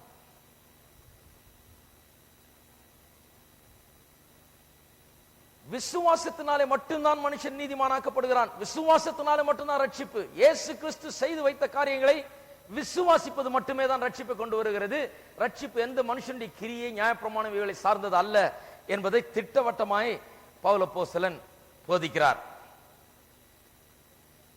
ஆபிரகாமை உதாரணமா போதிக்கிறதுக்கு என்ன, ஏன் போதிக்கிறார் ஆபிரகாமை உதாரணமாய்? நான் ஏற்கனவே சொன்னேன், நியாயப்பிரமாணம் சொல்லுகிற யோதருக்கு அப்போஸ்தலன் பவுல் சொல்லுகிறார், நியாயப்பிரமாணத்தினால் நீதிமானாரோன்னு நினைச்சிட்டு இருக்கீங்களே, உங்களுடைய பிதாவாகிய ஆபிரகாம் நியாயப்பிரமாணம் மோசேயினால் கொடுக்கப்படுவதற்கு 430 ஆண்டுகளுக்கு முன்பாக அவர் நீதிமானாக்கப்பட்டார். அப்ப அவர் நியாயப்பிரமாணத்தினால் நீதிமானாக்கப்பட்டார். நியாயப்பிரமாணம் வர்றதுக்கு முன்னாடியே அவர் நீதிமானாக்கப்பட்டு விட்டார். இன்றைக்கும் அப்படிதான் நீதிமான் ஆகிறோம். என்றைக்கும் அப்படிதான் நியாயப்பிரமாணத்தினால் நீதிமான் ஆகி விடுகிறோம் என்கிறது நடுவுல வந்த ஒரு பிரச்சனை, நடுவுல வந்த ஒரு தவறான கள்ள உபதேசம், ஒரு தவறான ஒரு நம்பிக்கை, தவறான ஒரு எண்ணம். நியாயப்பிரமாணத்தை நாம் கொஞ்சம் பார்த்தோம் என்றால் திட்டவட்டமாக நமக்கு ஒரு காரியம் நமக்கு விளங்கும். நியாயப்பிரமாணமும் விசுவாசமும் ஒன்னா ஒத்து போகவே முடியாது, அதை கலக்கவே முடியாது. சொல்லுகிறார் 14ஆம் வசனத்தில், நியாயப்பிரமாணத்தை சார்ந்தவர்கள் சுதந்திரவாளிகளானால், இன்னொரு வார்த்தையில் சொல்ல போனால், நியாயப்பிரமாணத்தை சார்ந்தவர்கள் ரட்சிக்கப்பட்டால் விசுவாசம் வீணாய் போகும், வாக்கு தத்தமும் அவமாகும். ஆபிரகாம் விசுவாசித்தான், ஆகையால் அது அவனுக்கு நீதியாக எண்ணப்பட்டது என்று அப்போஸ்தலன் பவுல் சொல்லுகிறார். விசுவாசித்தான், ஆகையால் தான் அவன் ரட்சிக்கப்பட்டான், விசுவாசித்தான், ஆகையால் தேவனுடைய பிள்ளையானான் என்று சொல்லுகிறார். நியாயப்பிரமாணத்தின் மூலமாக ஒருவன் அப்படி ஆனால், சுதந்திரித்துக் கொண்டால், அந்த பாக்கியத்தை அவன் சுதந்திரித்துக் கொண்டால், நியாயப்பிரமாணத்தின் மூலமாக ஒருவன் தேவனுடைய பிள்ளையாக முடியுமானால், நியாயப்பிரமாணத்தின் மூலமாக ஒருவன் தகுதியை பெற முடியுமானால், ஆபிரகாம் விசுவாசித்தான் சொல்றது வீண், அவனுடைய விசுவாசம் வீணாய் போகும், வாக்கு தத்தமும் அவமாகும் என்று சொல்லுகிறார். வாக்கு தத்தம் எப்படி அவமாகும்? நியாயப்பிரமாணம் என்று சொன்னால் அது கிரியை சார்ந்து இருக்கிறது. இதை செய், அப்பொழுது இந்த வாக்கு தத்தம் உனக்கு சொந்தமாகும் என்று ஒரு கண்டிஷனோட கொடுக்கப்படுகிற காரியங்கள், நிபந்தனை இருக்கிறது அல்ல. ஆபிரகாமுக்கு அப்படி கொடுக்கப்படவில்லை வாக்கு தத்தம், இதை செய்ய நீ அப்போ நீதிமான் ஆக்குகிறேன்னு. அவன் எங்கேயோ விக்கிரகத்தை வணங்கி கொண்டிருந்தான். ஆண்டவர் அவனை கூட்டு வந்து, நான் உன்னை ஆசீர்வதிப்பேன், உன் மூலமாக சகல ஜாதிகளையும் ஆசீர்வதிப்பேன், சகல பூமியின் சகல குடும்பங்களையும் ஆசீர்வதிப்பேன் சொன்னார். அவன் முழிக்கிறான், என்ன ஸ்பெஷலா நமக்கு இவ்வளவு பெரிய ஆசீர்வாதம்? இவன் ஏதோ பெரிய யோகியதையா இருந்ததுனால வந்ததல்ல, இவன் ஏதோ நியாயப்பிரமாணத்தை வச்சு 10 கற்பனை கை கொண்டதுனால வரல. இவன் 430 வருஷத்துக்கு முன்னால பிறந்தவன். நியாயப்பிரமாணத்திற்கு எங்கேயோ விக்கிரகத்தை வணங்கி கொண்டு தன்னுடைய முற்பிதாக்களுடைய வழிகளில் நடந்து கொண்டு விக்கிர ஆராதனைக்காரனா அஞ்ஞானியா வாழ்ந்து கொண்டிருந்த இருளிலே இருந்தவனை தேவன் அங்க போய் அழைத்து தெரிந்து கொண்டு வெளியே கொண்டு வந்து, நான் உன்னை ஆசீர்வதிக்கிறேன். என்ன காரணம் எனக்கு தெரியல. அதுதான் ரட்சிப்பு. மனுஷனுடைய எந்த கிரியினாலும் அல்ல, தேவன் ஒருவனை ரட்சிக்கிறது அவருடைய சித்தம். அவர் அப்படி விரும்புகிறார், ஆகியால் ரட்சிக்கிறார் ஒழிய நம்முடைய பிரியமோ நம்முடைய யோகியதையோ நம்முடைய கிரியையோ அல்ல என்பதை திட்டவட்டமாய் நாம் காண்கிறோம். ஆனா நியாயப்பிரமாணம் எந்த அடிப்படையில் ரட்சிப்பை விசுவாசிக்கிறது? நான் இதை செய்தால் அது எனக்கு கிடைக்கும். யார் அதை செய்ததும் இல்லை, அதன் மூலமா வாக்குத்தத்தத்தை பெற்றதும் கிடையாது. ஆகியால் தான் வாக்குத்தத்தமும் அவமாகும் என்று சொல்லப்பட்டிருக்கிறது. அது மட்டுமல்லாமல் நியாயப்பிரமாணம் ஒருவனையும் நீதிமான் ஆக்க முடியாது. ஏன்? நியாயப்பிரமாணம் கோபாக்கினை உண்டாக்குகிறது என்று 15ஆம் வசனம் சொல்லுகிறது. 15ஆம் வசனம், நியாயப்பிரமாணம் கோபாக்கினை உண்டாக்குகிறது. எப்படி கோபாக்கினை உண்டாக்குகிறது? நியாயப்பிரமாணம் முதலாவது ஒரு மனுஷன் பாவி என்பதை எடுத்து காண்பிக்கிறது. அதுக்குதான் அது கொடுக்கப்பட்டது. நியாயப்பிரமாணம் ஒருவன் எப்படி அவனுக்குள்ள இருக்கிற நல்லதெல்லாம் வெளியே கொண்டு வரணும்னு கொண்டு வரவில்லை, கொடுக்கவில்லை கர்த்தர். நியாயப்பிரமாணத்தை கர்த்தர் எதுக்கு கொடுத்தார்? ஒருவனை பாவி என்று அழுத்தம் திருத்தமாக அவனுக்கு சுட்டி காண்பிப்பதற்காக கொடுத்தார். அவன் இல்ல, எனக்குள்ள நன்மை இருக்குது, என்னால முடியும், என்னால செய்ய முடியும், நான் நல்லவன், நான் யோகியன் என்று சொல்லிக் கொண்டிருக்கிறான். கர்த்தர் சொல்றார், சரி இந்த 10 கற்பனையை செய்ய. அவன் செய்ய முயற்சிக்கும் போது தான் தெரியுது, என்னால செய்ய முடியல, எனக்குள்ள ஏதோ பாவம் இருக்குது, எனக்குள்ள இருள் இருக்குது, எனக்குள்ள அந்த சுவாபம் சரியில்லை என்பதை அவன் அறிந்து கொள்ளுகிறான். நியாயப்பிரமாணம் ஒரு மனுஷனை பாவி என்பதை அது எடுத்து காண்பிக்கிறது, அது விளக்கி காண்பிக்கிறது. அதுக்குதான் நியாயப்பிரமாணம் கொடுக்கப்பட்டது. 10 கற்பனை கொடுக்கப்பட்டது. இதை செய்து ஒருவன் நீதிமானாக வேண்டும் என்றல்ல, இதை செய்ய முடியாம தவித்து தேவனே என்னை ரட்சியும், எனக்கு இறங்கும் என்று அவரை நோக்கி கூப்பிடும்படியாக தான் நியாயப்பிரமாணம் கொடுக்கப்பட்டது. இதைத்தான் தப்பா புரிஞ்சுக்கிட்டாங்க யூதர்கள். இதைத்தான் நிறைய கிறிஸ்தவங்களும் தப்பா புரிஞ்சிட்டு இருக்காங்க. இன்னும் நியாயப்பிரமாணத்தை பிரசங்கம் பண்ணிட்டு இருக்காங்க. கிறிஸ்துவ பிரசங்கம் பண்ணோம். நியாயப்பிரமாணம் எதுக்கு கொடுக்கப்பட்டது? பாவி என்பதை காண்பிக்கிறதுக்காக. கண்ணாடி மாதிரி நியாயப்பிரமாணத்தை பிரசங்கம் பண்ற வரைக்கும் ஒருவன் பாவி என்பதுதான் அறிந்து கொள்ள முடியுமோ ஒழிய வேற எதுவும் அறிந்து கொள்ள முடியாது. அதனால அவன் ரட்சிக்கப்பட முடியாது. இதெல்லாம் செய்யின் பிரசங்கம் பண்ணதுனால ஒருவன் ரட்சிக்கப்பட முடியாது. அதை செய்தாலும் அவன் ரட்சிக்கப்பட முடியாது, செய்யவும் முடியாது. அவன் செய்ய முயற்சிக்கும் போது தன்னால் செய்ய முடியவில்லையே, எனக்குள்ள சுவாப கோளாறு இருக்கிறது, பாவம் எனக்குள் குடிகொண்டிருக்கிறது, ஆகையால் நன்மை எதுவும் என்னால் செய்ய முடியாது என்கிற முடிவுக்கு அவன் வர வேண்டும். அதுக்குதான் நியாயப்பிரமாணம் கொடுக்கப்பட்டது.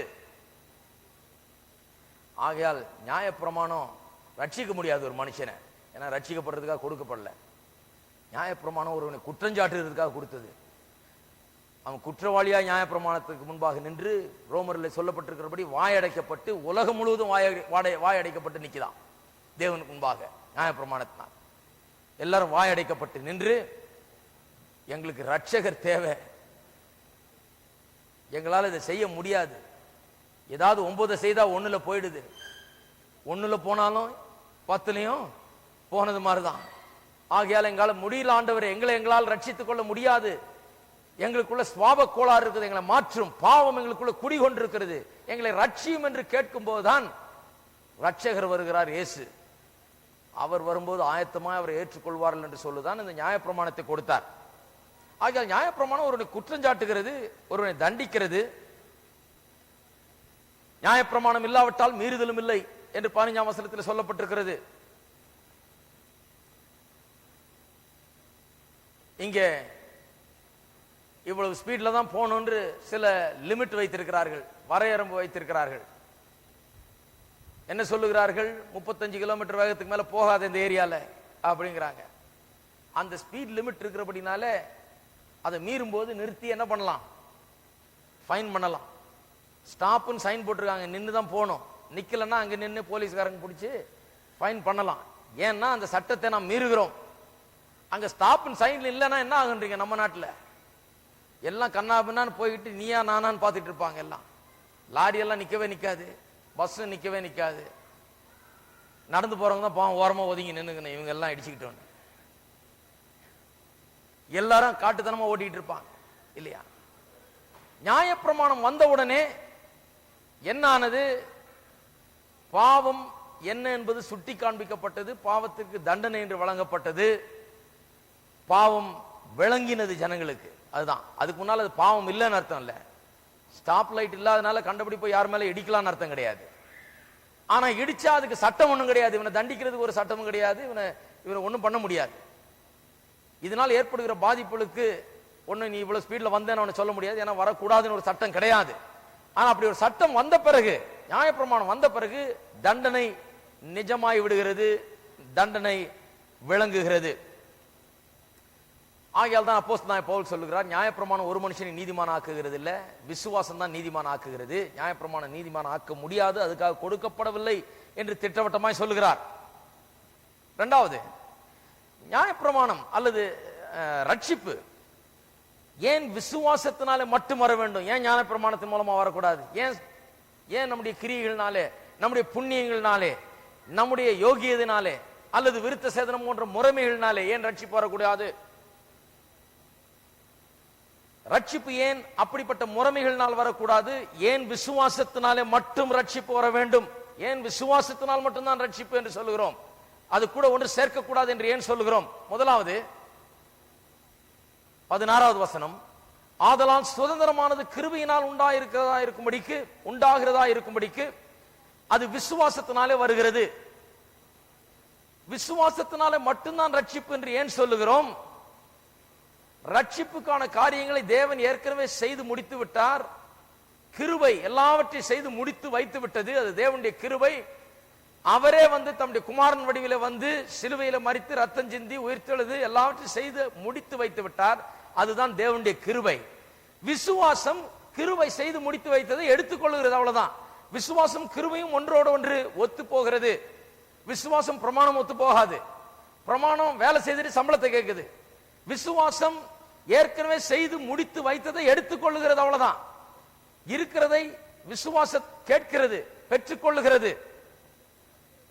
அது ஏன் விசுவாசத்தினால மட்டும்தான் ரட்சிப்பு என்று சொல்லுகிறோம்? ஏன் என்று சொன்னால் கிருபையினாலே விசுவாசத்தை கொண்டு ரட்சிக்கப்பட்டீர்கள் என்று வேதவசனம் சொல்லுகிறது.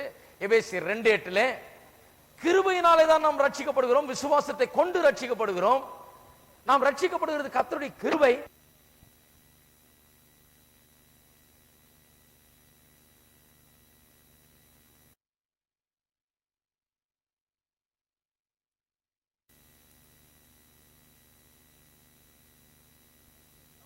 அல்ல, நம்முடைய மதத்தின் முறைமைகள் அல்ல. அது என்ன முறைமையா இருந்தாலும் சரி, அது ஞானஸ்தானமா இருந்தாலும் சரி, அது கர்த்தருடைய பந்தியா இருந்தாலும் சரி, இது என்ன முறைமைகள் சடங்காச்சாரங்கள் சம்பிரதாயங்களா இருந்தாலும் சரி, எதுவும் ஒரு மனுஷனை ரட்சிக்க முடியாது. அது ரட்சிக்கக்கூடிய வல்லமை உள்ளது கிடையாது, ரட்சிக்கவும் முடியாது. தேவனுடைய கிருபை. தேவன் நம்ம ரட்சிக்கிறார். நான் சொன்னேன் இல்லையா, ஆபிரகாம் எங்கேயோ விக்கிரகத்தை வணங்கி கொண்டு இருளில் வாழ்ந்தவன், தூரத்தில் கிடந்தவன், யாரென்றே தெரியாது, எங்கேயோ ஒரு மூலையில கிடந்தவனை ஆண்டவர் ஏதோ ஒரு காரணத்துக்காக, காரணம் இல்லாமல், அவனிடத்தில் ஒரு காரணம் இல்லையாம், அதான் படிச்சோம் 3ஆம் அதிகாரத்தில். அவனிடத்தில் ஒரு காரணம் இல்லாத போது அவனை போய் தெரிந்தெடுத்தாராம். அவனுக்குள்ள ஒன்றையும் காணவில்லை, அவனுக்குள்ள விசேஷமா ஒன்றும் இல்லை. அவங்க தாத்தா பாட்டியோட வித்தியாசமா இருந்திருப்பான்னு நினைக்கிறீங்களா? அவங்க அப்பா அம்மாவோட வித்தியாசமா இருந்திருப்பான்னு நினைக்கிறீங்களா? எல்லாம் விக்கிரகத்தை வணங்கினாங்க, இவனும் அதே தான் வணங்கி இருப்பான். எல்லாம் என்ன மதத்தை பின்பற்றாங்களோ அதை தான் இவனும் பின்பற்றிருப்பான். இவனுக்கு தெரிஞ்சதை தான் செய்திருப்பான். இவனுக்குள்ள ஒரு பெரிய விசேஷமா நன்மை யோகியம் ஒன்று கிடையாது. தேவன் அவன் அதுக்காக தெரிந்தெடுக்கல. ஆபிரகாம் ஒரு முன்னுதாரணமாய் பவுல் அப்போஸ்தலன் உபயோகிக்கிறார். ஏன் என்று சொன்னால், தேவன் ஏதோ போய் விசேஷமா அந்த கல்தேயர் மத்தியில போய் இதுல எவனாவது நன்மை செய்கிறவன் இருக்கிறானா, யோகியன் இருக்கிறானா பார்த்து நான் தெரிந்து எடுத்துக்கொண்டு வந்து அவனை ஆபிரகாம் என்று தேவனுடைய தாசனா ஆக்குகிறேன்னு சொல்லி போல கர்த்தர் அங்க போனாரு. அப்படியே பார்த்தாரு, இவனுக்குள்ள ஒண்ணும் இல்லை. இவன் பெரிய யோகியனும் கிடையாது, பெரிய புண்ணியவானும் கிடையாது, மற்றவர்களை விட விசேஷத்தவன் கிடையாது. ஆபிரகாமுக்கும் பக்கத்து வீட்டுக்காரனுக்கும் பெரிய வித்தியாசம் கிடையாது, அவனுக்கும் அவங்க தாத்தா பாட்டிக்கும் அப்பா அம்மாவுக்கும் பெரிய வித்தியாசம் கிடையாது, எல்லாம் ஒண்ணுதான். அவனுடைய சமுதாயம் எப்படி இருந்ததோ அப்படிதான் அவன் இருந்தான். விக்கிரகத்தை வணங்கி கொண்டு அறியாமையில வாழ்ந்து வந்தான். அவனிடத்தில் ஒரு பெரிய யோகியதை கிடையாது. ஆனா ஆண்டவர் கிருபையாய் அவனை தெரிந்து கொண்டார், அவனை அழைத்தார். அதை டெலிபரேட்டா செய்கிறார், வேண்டுமென்று ஆண்டவர் அப்படி செய்கிறார். ஏன்? நமக்கு காண்பிக்கும்படியாக. நமக்கு ஒன்றை காண்பிக்கிறார். என்னத்தை காண்பிக்கிறார்? உன்னையும் அப்படிதான் தெரிந்தெடுத்தேன்.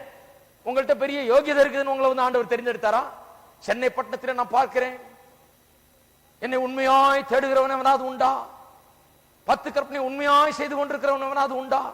பரிசுத்தமாய் வாழுகிறவன் எவனாவது உண்டா? நான் அவனை பார்த்து அவனை நான் தேர்ந்தெடுத்து என்னுடைய தாசனாக்குவேன் சொல்ல. கர்த்தர் வந்தார். எங்கேயோ அங்கேயும் இங்கேயும் தெரிஞ்சிட்டு இருந்த ஆட்கள், ஒன்னும் தெரியாத ஆட்கள், இருளையும் மூடத்தனத்திலையும் முட்டாள்தனத்திலையும் அஞ்ஞானிகளாய் வாழ்ந்து கொண்டு வந்தவர்கள், விக்கிரகத்தை வணங்கி அங்கேயும் இங்கேயுமாய் நம்முடைய முற்பிதாக்கள் காட்டின வழியில போய் கொண்டிருந்தவர்களே ஆண்டவர் என்ன பண்றாரு? தெரிந்தெடுத்தார். எத்தனை பேர் சொல்றீங்க அப்படிதான் ஆண்டவர் என்ன தெரிந்தெடுத்தாரு? உங்கள்கிட்ட பெரிய யோகியதை இருக்குதுன்னு தெரிந்தெடுத்தாரா? இதான் ஸ்பெஷலா உங்கள்கிட்ட ஏதாவது இருந்ததா? உங்க பக்கத்து வீட்டுக்காரனோட உங்கள்கிட்ட ஏதாவது ஸ்பெஷலா இருக்குதா? ஒண்ணும் கிடையாது. எல்லாம் ஒரே சமுதாயம், ஒரே இதுதான். எல்லாம் ஒரே திங்கிங், ஒரே நடக்க, ஒரே இதுதான். பெரிய யோகியதை ஒண்ணும் கிடையாது. ஆனால் தேவன் கிருபையாய் நம்ம ரட்சித்தார். நமக்கும் அவனுக்கு என்ன வித்தியாசம்? அவனுக்காகவும் தான் தேவன் மரித்தார். இயேசுவாய் வந்து அவனுக்காகவும் தான் இயேசு சிலுவையில மரித்தார், ரத்தம் சிந்தினார். அவன் விசுவாசிக்கல, நாம விசுவாசிச்சோம், அவ்வளவுதான். அவர் மரித்தார், ஆம் எனக்காக இயேசு மரித்தார், நான் விசுவாசிச்சேன், பக்கத்து வீட்டுக்காரர் விசுவாசிக்கல, அவ்வளவுதான். எனக்கு அவனுக்கு பெரிய வித்தியாசம் கிடையாது. இந்த ஒரே வித்தியாசம் தான், நான் விசுவாசித்தேன், அவன் விசுவாசிக்கல, அவ்வளவுதான வரையும், வேற ஒன்றும் கிடையாது. இதை நமக்கு காண்பிக்கும்படியாக தான் ஆண்டவர் ஆபிரகாமை தெரிந்து கொண்டார். வேண்டுமென்றதான் அப்படி தெரிந்து கொண்டார். நமக்கு காண்பிக்கும்படியாக இப்படி அவனை தேவன் தெரிந்து கொண்டார். ஆகையால் விசுவாசத்தினாலே தான் ரட்சிப்பு வருகிறது. ஏன்? அது கிருபையினாலே உண்டாயிருக்கிறது. ஆகையால் விசுவாசத்தினால தான் வரணும். நியாயப்பிரமாணத்தினால் உண்டாயிருக்கிறதுன்னு சொன்னா விசுவாசம் தேவையில்லை. கிருபையினால ரட்சிப்பு வருகிறது என்று சொல்கிறதுனால அது விசுவாசத்தினாலே தான் வருகிறது. இரண்டாவது, விசுவாசத்தினாலே ரட்சிப்பு என்று இல்லை என்றால் புறஜாதிகளா இருக்கிற நாம், ஜென்டைல்ஸ், யூதர்கள் அல்லாத நமக்கு ரட்சிப்பே கிடையாது. ரட்சிப்பு எல்லாருக்கும் வரும்படியாக அது விசுவாசத்தினாலே வருகிறது. யூதர்களுக்கு மட்டும் வரணும்னா அது வேணா நியாயப்பிரமாணம் சொல்லலாம். ஏன்னா அவங்களுக்கு தான் நியாயப்பிரமாணம் கொடுக்கப்பட்டது. அப்படியும் வர முடியாது. நியாயப்பிரமாணத்தை யாரும் செய்ய முடியாது. ஆகையால் ரட்சிப்பவர்களுக்கு அது மூலமா வர முடியாது. நியாயப்பிரமாணம் யூதர்களுக்கு மட்டும்தான் கொடுக்க முடியாது, கொடுக்கப்பட்டது. புறஜாதிகளுக்கெல்லாம் ஒன்று கொடுக்கப்படவில்லை. அவர்கள் எப்படி ரட்சிக்கப்படுவது? அதைத்தான் இங்க அப்போஸ்தலன் பவுல் சொல்லுகிறார் 16ஆம் வசனத்திலே 2ஆம் பகுதி. நியாயப்பிரமாணத்தை சார்ந்தவர்களாகிய சந்ததியாருக்கு மாத்திரமல்ல, நம்ம எல்லாருக்கும் தகப்பனாகிய ஆபிரகாமுடைய விசுவாசத்தை சார்ந்தவர்களான எல்லா சந்ததியாருக்கும் அந்த வாக்குத்தத்தம் நிச்சயமாயிருக்கும்படி அப்படி வருகிறது. யூதர்களுக்கு மட்டும் ரட்சிப்பு கிடையாது, எல்லாருக்கும் ரட்சிப்பு. இங்க வாழ்கிற நமக்கு யூதர்களுடைய முறைமை ஒண்ணும் தெரியாது, அவருடைய பலிகள் ஒண்ணும் தெரியாது, அவருடைய 10 கற்பனை ஒண்ணும் தெரியாது, ஒண்ணும் தெரியாது. இந்துக்களுக்கு அது தெரியாது, மற்ற புறஜாதிகளுக்கு அது தெரியாது, யூதர்களுக்கு தான் அது தெரியும். ஆனால் தேவனுடைய சித்தம் தம்மால் உண்டாக்கப்பட்ட ஒவ்வொரு மனுஷனும் ரட்சிக்கப்பட வேண்டும். சகல ஜாதிகளுக்கும் சுவிசேஷ பிரசங்கிக்கப்பட வேண்டும். எல்லாரும் ரட்சிக்கப்பட வேண்டும். ஒருவராவது கெட்டு போகக்கூடாது, ஒருவராவது நரகத்துக்கு போகக்கூடாது. ஏன்னா மனுஷன், தேவன் ஆபிரகாமை மட்டும் உண்டாக்கல, யூதர்களை மட்டும் உண்டாக்கல, தேவன் எல்லாரையும் உண்டாக்கினார். ஆகையால் ரட்சிப்பு எல்லாருக்கும். எல்லாரையும் ரட்சிக்கிறது என்ன வழி? அதுதான் விசுவாசம். கர்த்தர் நமக்காக மரித்தார், இயேசு நமக்காக மரித்தார், ரத்தம் சிந்தினார், உயிர் தெழுந்தார் என்கிறதை விசுவாசிக்கிறதன் மூலமாக தான் எல்லா ஜாதியாரும் ரட்சிக்கப்படுகிறார்கள். நமக்கு ரட்சிப்பு அதன் மூலமாக தான் வருகிறது. பவுல் அப்போஸ்தலன் திட்டவட்டமா சொல்லுகிறார், நியாயப்பிரமாணத்தை சார்ந்தவர்களாகிய சந்ததியாருக்கு மாத்திரமல்ல, அதாவது யூதருக்கு மாத்திரமல்ல. நியாயப்பிரமாணம் சொல்லிட்டு இருக்காங்களே, நியாயப்பிரமாணம் யாருக்கு கொடுக்கப்பட்டது? யூதருக்கு. அவர்களுக்கு மாத்திரமல்ல, நம்ம எல்லாருக்கும். எல்லாரும் சொல்லுங்க, நம்ம எல்லாருக்கும். நம்ம எல்லாருக்கும், நம்ம எல்லாருக்கும். நீங்க எந்த ஜாதியா இருந்தாலும் சரி, குலமா இருந்தாலும், கோத்திரமா இருந்தாலும், எப்பேற்பட்ட மதத்திலிருந்து வந்தாலும், எப்பேற்பட்ட பின்னணியில இருந்தாலும் சரி, நம்ம எல்லாருக்கும். உங்களுக்கு 10 கற்பனை தெரிஞ்சிருந்தாலும் சரி, தெரியாம இருந்தாலும் சரி, பலிகள் தெரிஞ்சிருந்தாலும் சரி, தெரியாம இருந்தாலும் சரி, பழைய ஏற்பாட்டு முறைமைகள் அறிந்திருந்தாலும் சரி, அறியாமல் இருந்தாலும் சரி, விருத்த சேதனம் புரிஞ்சாலும் சரி, புரியாட்டும் சரி, செய்தாலும் சரி, செய்யாட்டும் சரி, நம்ம எல்லாருக்கும். எல்லாரும் செய்யுங்க, சொல்லுங்க, நம்ம எல்லாருக்கும், நம்ம எல்லாருக்கும், நம்ம எல்லாருக்கும் தகப்பனாகிய ஆபிரகாமுடைய விசுவாசத்தை சார்ந்தவர்களான எல்லா சந்ததியாருக்கும் அந்த வாக்குத்தத்தம் நிச்சயமாயிருக்கும்படி. எத்தனை பேர் ரட்சிப்பு நிச்சயம் இருக்குது? இருக்குதா நிச்சயம்? நிறைய பேருக்கு நீங்க ரட்சிப்பு நிச்சயம் கிடையாது. ரட்சிப்பு நிச்சயம் கிடையாதவங்க எல்லாம் யார் தெரியுமா? முக்காவாசி தங்களுடைய கிரியை சார்ந்து இருக்கிறவர்கள், தங்களுடைய யோகியதை சார்ந்து இருக்கிறவர்கள், நியாயப்பிரமாணத்தை சார்ந்து இருக்கிறவர்கள், தங்களுடைய யோகியதையை சார்ந்து இருக்கிறவர்கள். அவர்களுக்கு தான் ரட்சிப்பை குறித்த ஒரு நிச்சயம் இருக்காது. மூன்றாவது காரணம், ஏன் விசுவாசத்தினாலே ரட்சிப்பு என்பதற்கு மூன்றாவது காரணம், கிருபையினாலே விசுவாசத்தை கொண்டு வருகிறது ரட்சிப்பு. கிருபையாய் தேவன் தருகிறார், விசுவாசத்தினால் நம்ம எடுத்துக்கிறோம். தயவாய் கிருபையை அவர் தருகிறார், விசுவாசத்தினால் நம்ம எடுத்துக்கிறோம். அப்படிப்பட்ட ரட்சிப்பு தான் கடைசி வரைக்கும் நம்மை நிலைநிறுத்துகிறது. கடைசி வரைக்கும் அந்த ரட்சிப்பு நம்மை காப்பாற்றுகிறது. It guarantees the completion of our salvation. அந்த ரட்சிப்பு கடைசி வரைக்கும் நிலைத்திருக்கிறது. ஏனென்றால் அது ஸ்திரமான அஸ்திவாரத்தில் இருக்கிறது. அது நம்மை சார்ந்தில்ல, அது தேவனுடைய கிருபை தயவை சார்ந்திருக்கிறது. கொஞ்சம் யோசித்து பாருங்க. இப்படி விளக்குகிறேன் இதை. ரட்சிப்பு இன்றைக்கு நாம் எவ்வளவு யோகியதையா வாழ்றோமோ அதை பொறுத்து தான் ரட்சிப்பு உண்டு. அப்படின்னு இருந்தா என்ன ஆகுறது சொல்லுங்க? ஒரு ஆளுக்கு ரட்சிப்பு கிடையாது. ஏன்? நம்முடைய யோகியதை சார்ந்ததாகி விடுகிறது, நம்முடைய நற்கிரிகளை சார்ந்ததாகி விடுகிறது. நாம் எப்படி வாழ்கிறோம் என்பதை சார்ந்து ரட்சிப்பு இருக்குமான் என்றால் ரட்சிப்பு யாருக்குமே இருக்க முடியாது. யாருமே அப்பேற்பட்ட யோகியர் கிடையாது, யாருமே தவறு செய்யாதவர்கள் கிடையாது. ரட்சிப்பு யாருக்குமே உண்டாயிருக்க முடியாது நம்மை சார்ந்திருக்குமானால். அது நம்மை சார்ந்தல்ல, அது தேவனுடைய தயவு கிருபையை சார்ந்திருக்கு. நான் ஏன் ரட்சிக்கப்பட்டிருக்கிறேன்? நான் ஏதோ பெரிய யோகியனா இருக்கிறேன் அல்ல. தேவன் கிருபையாய் தயவாய் என்னை ரட்சித்தார், நான் விசுவாசித்தேன், பெற்றுக்கொண்டேன், அவ்வளவுதான் ஒழிய ஒருவேளை நான் தவறு செய்தா என்ன ஆகும்? தவறு செய்தால் கர்த்தர் என்னை மன்னிக்கிறார், நான் மன்னிப்பை கேட்டு அவரிடத்துல மன்னிப்பை பெற்று நான் தொடர்ந்து கர்த்தரை பின்பற்றி கொண்டு போகிறேன். ரட்சிப்பு இழந்துட போறேன்னா கிடையாது. ரட்சிப்பு என்னுடைய கிரியை சார்ந்ததல்ல, ரட்சிப்பு இயேசு சிலுவையில் எனக்காக செய்ததை சார்ந்ததா இருக்கிறது. ஆகையால்தான் அது ஸ்திரமான அஸ்திபாரத்தில் இருக்கிறது.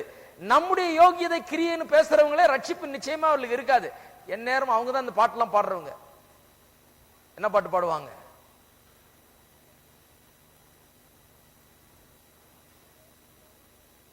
ரெண்டு பேர் வயலில் இருப்பார், ஒருவர் எடுத்து கொல்லப்படுவார். அது நீயா நானா? நான் எடுத்து கொள்ளப்பட போறேனா விட்டு விடப்பட போறேனா? இப்படி எல்லாம் சந்தேகம் அநேக கிறிஸ்தவர்களுக்கு. தினந்தோறும் விடாம ஜெபம் பண்றாங்க, ஆண்டவரே எப்படியாவது உம்முடைய வருகையில் நான் எடுத்துக்கொள்ளப்பட வேண்டும். எப்படியாவது எப்படி எடுத்துக்கொள்ளப்படுவீங்க? எடுத்துக்கொள்ளப்படுவீங்களா இல்லையான்னு இன்னைக்கு தெரிஞ்சுட்டு போகணும். தெரியலன்னா இன்னைக்கு தெரிஞ்சுக்கங்க.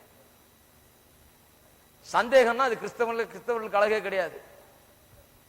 நான் போவேனா போக மாட்டேனோ தெரியல, எப்படியாவது ஆயத்தப்படுத்தி கொண்டிருக்கிறேன். என்ன ஆயத்தப்படுத்தி கொண்டிருக்கீங்க? ஹலோ, இருக்கிறீங்களா?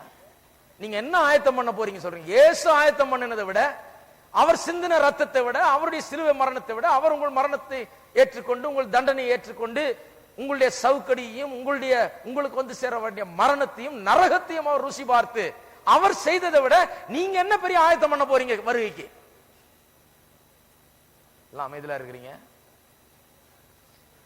வருகைக்கென்று ஆயத்தம் பண்ணி கொண்டிருக்கிறேன். என்ன ஆயத்தம் பண்றீங்க? நான் ரெடி, அப்படிதான் சொல்லணும், வேற எதுவும் பேசக்கூடாது. ஏன் ரெடி? நான் எல்லாம் சரி பண்ணிட்டேன், என் வாழ்க்கை எல்லாம் ரொம்ப யோகியமா இருக்கு, நான் ரொம்ப கரெக்டா இருக்கிறேன், நான் 100% கரெக்ட், ஆகையால் நான் ரெடி கிடையாது. நான் ரெடி. ஏனென்றால் இயேசு எனக்காக எல்லாவற்றையும் செய்து முடித்தார். அதை நான் விசுவாசிக்கிறேன், அந்த விசுவாசத்தில் நிற்கிறேன். அவர் செய்தது வீண் போகாது. அவருடைய ரத்தம் என்னை தேவனுடைய பிரசன்னத்துக்கு முன்பாக கொண்டு போய் நிறுத்தும். இதை விட என்ன இருக்குது? இதை விட பிரசங்கிக்கிற வேற பிரசங்கம்லாம் பரிசேய பிரசங்கம். ஆயத்தப்படுன்றது என்ன? ஆயத்தப்படுவீர்கள். இதுதான். அது பண்ணி தான் ஜனங்களுக்கு நிச்சயமே இல்லை. அப்படி பண்ணி தான் அந்த பெந்தகோஸ்தே உலகத்துல ஜனங்க பாவம் பாதி பேர் நிச்சயம் இல்லாம இருப்பாங்க, இல்ல 90% நிச்சயம் இல்லாம இருப்பாங்க. எல்லார் வாயிலையும் பாருங்க அதான் வரும், எப்படியாவது வருகையில் எடுத்துக்கொள்ளப்பட வேண்டும். எப்படியாவது. நான் நினைச்சேன் சரி ஆண்டவர் சில கடைசி நேரத்தில் கொஞ்சம் அட்ஜஸ்ட்மெண்ட்லாம் பண்ணுவார் போல இருக்குது, கொஞ்சம் அப்படி ஒரு 5% எரருக்கு இடம் உண்டு போல இருக்குது. ஸ்டாட்டிஸ்டிக்ஸ் மாதிரி இது 5% எரர் இஸ் அலவுட் மாதிரி, இல்ல 0.5% விட்டுருவார் போல இருக்குது. கடைசியில் அட்ஜஸ்ட் பண்ணி எல்லாரையும் சேர்த்துருவாரு கடைசியில். அப்படி எனக்கு அந்த 90% 95% வரதே பெரிய கஷ்டமா இருந்தது. இவளுடைய உபதேசத்தை நம்பி நாளெல்லாம் நடுங்கி ஆண்டவரே இன்னைக்கு வந்துடக்கூடாது, எனக்காவது இன்னைக்கு வராதையும், நான் இன்னும் கொஞ்சம் சரி பண்ணிக்கிறேன், நான் இன்னும் கொஞ்சம் நல்லவன் ஆகணும் ஐயா, இன்னும் கொஞ்சம் யோகியன் ஆகணுமே அப்படின்னு நினைச்சிட்டு வந்தேன். நானே கொஞ்சம் வருகையை தள்ளி போட்டுட்டே இருந்தேன். இந்த சத்தியத்தை அறிஞ்ச பிறகுதான் எனக்கு தெரிஞ்சு நான் ரெடி. எத்தனை பேர் ரெடிங்க? மீதி பேர்லாம் என்ன? எத்தனை பேர் ரெடி? எவ்வளவு ஒரு அவல நிலை பாருங்க சபையில. ஜனங்களுக்கு ரட்சிப்பின் உபதேசம் விளங்காம, ரட்சிப்பு உங்களை சார்ந்தது, உங்களுடைய கிரியை சார்ந்தது, உங்களுடைய யோகியதை சார்ந்ததா இருந்தால் எந்த ஒரு மனுஷனும் பரலோகம் போகவே முடியாது. அது கர்த்தர் நம்ம கையில உள்ள நல்ல காலம் அது. இல்ல நான் எப்படியாவது தகுதி பெற்று நான் போயிடுவேன், முடியாது. எந்த மனுஷனும் தகுதி பெற முடியாது. ஆதாம் இந்த உலகத்தில் ஆண்டவர் உண்டாக்கி ஏதேன் தோட்டத்தில் வச்சு பரலோகம் மாதிரி இடம், அது அவ்வளவு சுத்தமான இடம், வேற யாரும் இல்ல, சண்டை போடுறதுக்கு ஆள் இல்ல, வம்பு பண்றதுக்கு ஆள் இல்ல, எதுக்கு ஆள் இல்ல, தனியா விட்டாரு, மனைவியை மட்டும் கொடுத்தாரு. சில சொல்றாங்க அதே போதுயா, வேற எதுவுமே, மனைவியை மட்டும் அங்க கொடுத்தாரு. 2 பேரும் தனியா ஏதேன் தோட்டத்தில் இருக்கிறாங்க. பாவமே இன்னும் வரல அவங்களுக்குள்ள. ஆனா பாவம் செய்தாங்களா இல்லையா? பரிபூர்ண நிலையில இருந்தாங்க, பாவமற்றவர்களா இருந்தார்கள். பரிபூர்ணமான ஒரு உலகத்துல, சாபத்துக்குள்ள வராத உலகத்துல, அருமையான உலகத்துல வாழ்ந்து பாவம் செய்தாங்க. அப்படி இருக்குமானால் இன்றைக்கு பாவ சாபத்துக்குள்ளா இருக்கிற உலகத்துல பாவத்துக்கு அடிமைகளாய் வாழ்ந்து நாம பாவ சுவாபத்தை இன்னும் நம்முடைய புத்தியில வைத்துக் கொண்டிருக்கிற நாம் எப்படி பரிசுத்தமாகி நான் என் பரிசுத்தத்தினால பரலோகம் போக முடியும்? என் பரிசுத்தத்தினால பரலோகம் போக முடியாது. ஆதாம் பாவம் இல்லாத இருந்த போதே பாவம் செய்தான்னா நான் பாவியா இருந்து பாவத்துல பழக்கப்பட்டு இன்னும் அதை என் புத்தியில கொஞ்சம் ஒட்டிக்கிட்டு இருக்குது. அப்ப நான் எப்படி பரலோகம் போறது? இருக்கிறீங்களா? கொஞ்சம் சிந்திச்சு பாருங்க. ஜனங்க சிந்திக்காமலே போயிடுறாங்க. ஆட்டு மந்த மாதிரி அப்படியே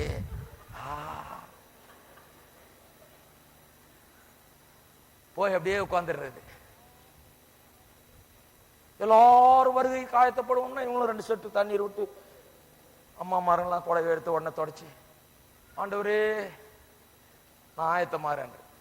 கொஞ்சம் யோசித்து பார்க்கணும். அவன் பரிபூர்ணமான உலகத்துல பாவமே இல்லாதப்ப, யாரும் வம்பு பண்றதுக்கு ஆள் இல்லாதப்ப பாவம் செய்தான். இங்க எவ்வளவு ஆள் இருக்காங்க வம்பு பண்றது?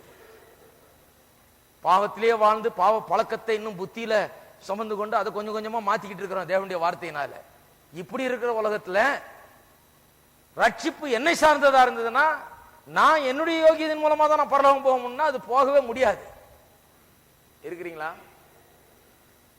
நிறைய பேருக்கெல்லாம் இது பெரிய அதிர்ச்சியா இருக்குது. என்னையாது இவ்வளவு நாள் நான் நம்பினதெல்லாம் தப்பா? அப்படிதான் எனக்கு இருந்தது முதல்ல கேட்டப்ப. நான் உங்களை விட ஊர்னவன். அந்த மாதிரி உபதேசத்துல ஊறி தலைச்சவன். இதை கேட்ட பிறகுதான் எனக்கே ரட்சிப்பு நிச்சயம் வந்தது. ஒவ்வொரு தடவையும் பிரசங்க பிரசங்கம் பண்ணும்போது ரட்சிப்பு நிச்சயம் இல்லாதவரெல்லாம் வாங்கன்னா எனக்கு ரொம்ப ஆறுதலா இருக்கும். எனக்கு ரட்சிப்பு நிச்சயம் இருந்ததே கிடையாது. எனக்கு 10-12 தடவை ரட்சிக்கப்பட்டிருக்கேன். நிச்சயம் இருந்ததே கிடையாது. ஏன்னா எங்க நிச்சயத்தை பிரசங்கம் பண்ணலையே. நிச்சயத்தை ஒரு நாளும் பிரசங்கம் பண்ணல. ஆனால் நிச்சயம் இருந்ததே கிடையாது. யாராவது அப்பெல்லாம் என்ன பண்ணுவாங்க? ஆல்டர் கால் கொடுப்பாங்க. ரட்சிக்கப்படுறவங்க வாங்குவாங்க, ரட்சிப்பு நிச்சயம் இல்லாதவங்க வாங்க. அப்ப ரொம்ப சந்தோஷமா இருக்கும். கர்த்தர் நம்மளை தான் அழைக்கிறாரு. பத்தியா, ரட்சிப்பு நிச்சயம் எனக்கு இல்ல. இப்படி ஒரு 10-12 தடவை போயிருப்பேன் ரட்சிப்பு நிச்சயம் இல்லாம. அப்பவும் நிச்சயம் வரல. நான் நினைச்சேன் அவர் ஜெபம் பண்ண நிச்சயம் வந்துடும். அவர் ஜெபம் பண்ணி முடிஞ்ச பிறகு வீட்டுக்கு போனோன்னு திருப்பி நிச்சயம் எல்லாம் போயிடுச்சு. நிச்சயம் எப்படி வரும்? சத்தியத்தினாலதான் நிச்சயம் வரும். சத்தியத்தை சரியாக அறிந்து கொண்டால் தான் நிச்சயம் வரும். நிச்சயம் இன்னைக்கு வரணும். இயேசுவை இரட்சகராக ஏற்றுக்கொண்ட ஒவ்வொருடைய உள்ளத்திலேயும் உங்களுடைய ரட்சிப்பை குறித்த நிச்சயம் இன்றைக்கு உண்டாக இருக்க வேணும். சந்தேகமே இல்ல, நிச்சயம் உண்டாக இருக்க வேணும். எப்படி நிச்சயம் உண்டாகணும்? எப்படி நிச்சயம் உண்டாகும்? நம்முடைய கிரியைகளையும் நம்முடைய யோகியதையும் அதையும் எதையும் பிரசங்கித்த நிச்சயம் உண்டாகவே உண்டாகுது. இயேசுடைய ரத்தம், அவருடைய மரணம், அவருடைய உயிர்த்தெழுதல், அவர் நம்மை தகுதிப்படுத்தினார், அவருடைய கிருபை, நம்முடைய விசுவாசம் மட்டுமே என்பதை போதித்து பாருங்க. நிச்சயம் நிச்சயமா வரும். நிச்சயம் நிச்சயமா வரும். இருக்கீங்களா? சரி, ஒரு முக்கியமான காரியத்தை சொல்லிடுறேன். ஆகையால் தான் கர்த்தர் வாக்குத்தத்தம் பண்ண போது ஆபிரகாமுக்கு பண்ணப்பட்ட வாக்குத்தத்தத்தை குறித்து தான் நீங்க வாசித்தோம். நம்ம உலகத்தை சுதந்திரிப்பாய் என்று ஆபிரகாமுக்கு வாக்குத்தத்தம் பண்ணார் ஆண்டவர். ஆபிரகாமுக்கு வாக்குத்தத்தம் பண்ணின போது கலாத்தியர்ல சொல்லி இருக்குது அந்த வாக்குத்தத்தம் எப்படி பண்ணப்பட்டது என்று. ஆபிரகாமுக்கு மட்டும் பண்ணலையா, யாரோடையும் பண்ணாரா? வாசிப்போம். கலாத்தியர் 3ஆம் அதிகாரம். கலாத்தியர் 3ஆம் அதிகாரம் 16ஆம் வசனம். ஆபிரகாமுக்கும் அவனுடைய சந்ததிக்கும் வாக்குத்தத்தங்கள் பண்ணப்பட்டன. வாக்குத்தத்தம் இல்ல, 15ஆம் வசனத்திலிருந்து வாசிப்போம். சகோதரரே, மனுஷர் முறைமையின்படி சொல்லுகிறேன். இதே சப்ஜெக்ட் தான் அங்கேயும் டீல் பண்றார். அதாவது ரட்சிப்போட இன்னொன்று சேர்க்க கூடாது, ரட்சிப்புக்கு இன்னொரு நிபந்தனை ஏற்படுத்தக்கூடாது. சிலுவை மரணம், ரத்தம் சிந்துதல், உயிர்த்தெழுதலை தவிர வேற எதையும் இது பண்ணாதான் ரட்சிப்புன்னு சொல்லக்கூடாது அப்படிங்கிறத தான் அங்க பேசுறார். 15ஆம் வசனம். சகோதரரே, மனுஷர் முறைமையின்படி சொல்லுகிறேன். மனுஷருடைய வழியின்படி பொதுவா பேசுறேன்றார். மனுஷர்களுக்குள்ளே உறுதி பண்ணப்பட்ட உடன்படிக்கை ஒருவனும் தள்ளுகிறதும் இல்லை, அதனோட ஒன்றையும் கூட்டுகிறதும் இல்லை. சொல்லுங்க, அதனோட ஒன்றையும் கூட்டுகிறதும் இல்லை. 16. ஆபிரகாமுக்கும் அவனுடைய சந்ததிக்கும் வாக்குத்தத்தங்கள் பண்ணப்பட்டன. சந்ததிகளுக்கு என்று அநேகரை குறித்து சொல்லாமல் உன் சந்ததிக்கு என்று ஒருவனை குறித்து சொல்லி இருக்கிறார். அந்த சந்ததி கிறிஸ்துவே. நல்ல கவனிங்க, இப்ப முக்கியமான காரியம் ஒன்று சொல்ல போறேன். ரட்சிப்பு என்பது நம்மை சார்ந்தது கிடையாது, நம்முடைய யோகியதை சார்ந்தது கிடையாது. ஏன்? கர்த்தர் ஆபிரகாமுடைய யோகியதை, ஆபிரகாமுடைய புண்ணியத்தை சார்ந்ததா அதை விட்டு விடல. கர்த்தர் ஆபிரகாமோடு மட்டும் உடன்படிக்கை பண்ணவில்லை, ஆபிரகாமோடு இன்னொரு பார்ட்டியை சேர்த்துக் கொண்டார். அது யார்? இயேசு கிறிஸ்து. இயேசு கிறிஸ்துவையும் பார்ட்டியா சேர்த்துட்டார். தேவன் ஒரு பக்கம், ஆபிரகாமும் இயேசு கிறிஸ்து இன்னொரு பக்கம். 2 பார்ட்டிக்கும் உடன்படிக்கை நடக்கிறது. ஆபிரகாமும் இயேசு கிறிஸ்துவும் பார்ட்னர்ஸ், 2 பேரும் ஒன்னா இருக்கிறாங்க. தேவன் சொல்லுகிறார், நான் ஒரு உடன்படிக்கையை பண்ண போறேன். யாரோட உடன்படிக்கை பண்ணுகிறார்? தம்முடைய குமாரனாக இயேசு கிறிஸ்துவோடு. நேற்றும் இன்றும் என்றும் மாறாதவர், உண்மையும் உத்தமும் உள்ளவர், பொய் உரையாதவர், ஒருபோதும் பொய் சொல்லாதவர், சொல்லுகிறது அப்படியே நிறைவேற்றுகிறவர். ஆகையால் தான் அவரை பாட்டியா போட்டார். எதுக்கு பாட்டியா போட்டார்? வாக்கு தத்தத்துக்கு பாட்டியா போட்டார். போட்டு உடன்படிக்கை ஏற்படுத்துகிறார். உலக தோற்றத்துக்கு முன்பதாகவே பிதாவாகிய தேவனுக்கும் குமாரனாகிய தேவனுக்கும் மத்தியில ஏற்படுத்தப்பட்ட உடன்படிக்கை இது. இதுல ஆபிரகாம் சேர்த்துக் கொள்ளப்படுகிறார். அவ்வளவுதான். இது ஆபிரகாம் சார்ந்து இல்ல. இது ஆபிரகாம் ஒழுங்கா இருந்து இந்த உடன்படிக்கை பெற்றுக் கொள்வான பேச்சே கிடையாது. அது கர்த்தர் செய்து முடிப்பார். ஏனென்றால் அவர் வேற யாரோடைய உடன்படிக்கை பண்ணிக்கொள்ளவில்லை, தம்மோடையே பண்ணிக்கொள்ளுகிறார், தம்முடைய சொந்த குமாரனோடைய பண்ணிக்கொள்ளுகிறார். ஆகையால் இது ஆபிரகாமுடைய யோகியதை சார்ந்ததில்லை. அவன் எப்படி போனாலும் ஆண்டவர் அதை நிறைவேற்றியே காண்பிப்பார். நிறைய பேர் கேட்கலாம், ஏன் ஆண்டவர் ஆபிரகாம் ஓட்டாண்டியா போயிட்டா என்ன பண்றது? பரவாயில்ல, கிறிஸ்து ஓட்டாண்டி ஆக மாட்டார். அதனாலதான் அவர் அங்க போட்டிருக்கிறார். நிச்சயமா செய்வார். ஆபிரகாம் மறுபடியும் விக்கிரகத்தை வணங்க போயிட்டா என்ன? அப்பவும் அவனை ஆசீர்வதிப்பேன்னு சொன்னார். ஏன்? கிறிஸ்துவ அதுக்காக அங்க போட்டிருக்கிறார். அவனை ரட்சிப்பேன்னு சொல்லி இருக்கிறார். ஆபிரகாம் பொல்லாதவனா இருந்து பொய் சொல்லி மற்ற தீய காரியங்களை செய்தால் என்ன ஆகிறது? அப்ப அந்த உடன்படிக்கை மீறி விடுவானா? அதனுடைய நிபந்தனையை மீறி அதை இழந்து போவானா? இல்ல, ஆண்டவர் சொல்றார், அவனை ஆசீர்வதிக்கவே ஆசீர்வதிப்பேன். அவனுடைய கிரியினால அல்ல, தம்முடைய குமாரனாகிய கிறிஸ்துவுடனே கூட உடன்படிக்கை பண்ணியிருக்கிறார் தேவன். ஆகையால அந்த உடன்படிக்கை நிச்சயமாய் நிறைவேற்றப்படும். ஆகையால் தான் ரட்சிப்பு நம்மை சார்ந்ததல்ல, அது முற்றிலுமாய் தேவனை சார்ந்ததா இருக்கிறது. கலாத்தியர்ல சொல்லப்பட்டிருக்கிறது, நீங்கள் கிறிஸ்துவுடையவர்களானால் ஆபிரகாமின் சந்ததியாராக இருக்கிறீர்கள், உடன் சுதந்திரராயும் இருக்கிறீர்கள். எத்தனை பேர் கிறிஸ்துவனுடையவர்கள்? கிறிஸ்துவனுடையவர்களாக இருந்தால் உடன்படிக்கை உங்களோடவும் பண்ணப்பட்டிருக்கிறது. கிறிஸ்துவுக்குள்ள நீங்க இருக்கிறீர்கள். ஆபிரகாமோடும் அவன் சந்ததியோடும் கிறிஸ்துவோடும். கிறிஸ்துவுக்குள்ள நீங்க இருக்கிறீங்க, உங்களோட உடன்படிக்கை பண்ணப்பட்டிருக்கிறது. கடைசியாக 17ஆம் வசனத்தை சொல்லி முடிக்கிறோம். 17ஆம் வசனம், அநேக ஜாதிகளுக்கு உன்னை தகப்பனாக ஏற்படுத்தினேன் என்று எழுதியிருக்கிறபடி அவன் தான் விசுவாசித்தவருமாய் மரித்தோரை உயிர்ப்பித்து இல்லாதவர்களை இருக்கிறவர்கள் போல் அழைக்கிறவருமாய் இருக்கிற தேவனுக்கு முன்பாக நமக்கு எல்லாருக்கும் தகப்பனானான். இது எந்த சம்பவத்தை இங்கே மேற்கோள் காட்டுகிறார் பவுல் அப்போஸ்தலன்? என்னைக்கு ஆண்டவர் இவனை பார்த்து, ஆபிரகாமை பார்த்து, ஜாதிகளுக்கு உன்னை தகப்பனாக ஏற்படுத்தினேன் என்று சொன்னார், ஒரு நாள் அவனை கூடாரத்திலிருந்து வெளியே கூட்டு வந்து, நீ வெளியே வாப்பான்னு சொல்லி கூட்டு வந்து வானத்தை நோக்கி பார்க்க சொன்னார். நட்சத்திரங்கள் மின்னிக் கொண்டிருக்கிறது, அதை நோக்கி பார்க்க சொன்னார். இதெல்லாம் எண்ணு பார்க்கலான்னாரு. எண்ண முடியல ஆண்டவர், என்ன இது எண்ண முடியாது என்ன சொன்னார். உன்னுடைய சந்ததி இப்படித்தான் இருக்கும் என்று தேவன் அவனுக்கு சொன்னார், அன்றைக்கு சொன்னார். அவன் ஆபிரகாம் அதை விசுவாசித்தான். அது அவனுக்கு நீதியா எண்ணப்பட்டது. அவன் விசுவாசித்த போது அவன் ஈசாக்குக்கு கூட தகப்பன் கிடையாது. ஈசாக்கு பிறக்கிறதுக்கு எத்தனையோ வருஷத்துக்கு முன்னால தகப்பனாகவே முடியல அவனால. அப்பேற்பட்ட பிரச்சனை. அவனை கொண்டாந்து வெளியே நிக்க வச்சு வானத்தை நோக்கி பார்த்து நட்சத்திரங்களை பார்த்து, இந்த போல இருக்கும் உன்னுடைய சந்ததி, இந்த நட்சத்திரம் எவ்வளவோ உன்னால் எண்ண முடியாமல் இருக்கிறதோ அது போல உன்னுடைய சந்ததி இருக்குன்னு சொன்னாரு. ஆபிரகாம் அன்றைக்கு அதை விசுவாசித்தான். பிள்ளைகள் இல்லாமல் இருந்த போதே அதை விசுவாசித்தான். தேவனுக்கு முன்பாக நம்ம எல்லாருக்கும் தகப்பன் ஆனான் இருக்குது. தேவனை பொறுத்த வரைக்கும் அவன் ஜாதிகளுக்கு தகப்பன். அன்றைக்கு தேவனுக்கு முன்பாக நமக்கு எல்லாருக்கும் தகப்பன் ஆனாம் என்று சொல்லி எழுதி இருக்கிறது. தேவனுக்கு முன்பாக அவன் தகப்பன். நிஜத்தில் அவன் தகப்பன் கிடையாது, இன்னும் ஒரு பிள்ளை கூட பிறக்கல. தேவனுக்கு முன்பாக அவன் சகல ஜாதிகளுக்கும் தகப்பன் என்று தேவன் சொல்லிவிட்டார். நீதான் ஜாதிகளுக்கு தகப்பன் என்று உரைத்து விட்டார். அவன் தகப்பனானான்.